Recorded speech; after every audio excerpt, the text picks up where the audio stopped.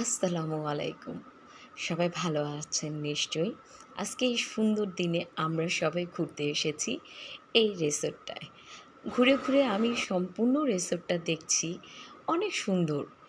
আমার ছোট বেবিটা তাকিয়ে আমাকে দেখছে। আমি ওর কাছে গিয়ে ওকে কুলে নিলাম, আদর করে দিলাম।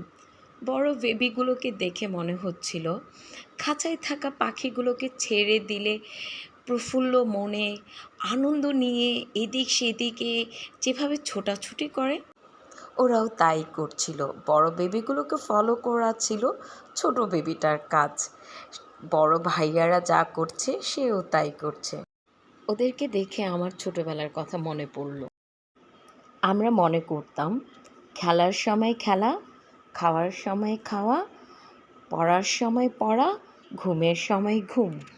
দুঃখজনক হলেও একটা কথা সত্যি, ওদের স্কুল, বাড়ি সবগুলোই যেন চার দেয়ালের মধ্যে বন্দি একটা জীবন। তাই মনে হয় ওদের ক্ষেত্রে আমাদের বাবা মার চাইতে আমাদেরকে বেশি আরও যত্ন নেওয়া উচিত। ওদের খেয়াল রাখা উচিত। ওদের মন মানসিকতা, চিন্তা ভাবনা, কাজকর্ম, অ্যাক্টিভিটিস থেকে সব কিছুর লক্ষ্য রাখা উচিত।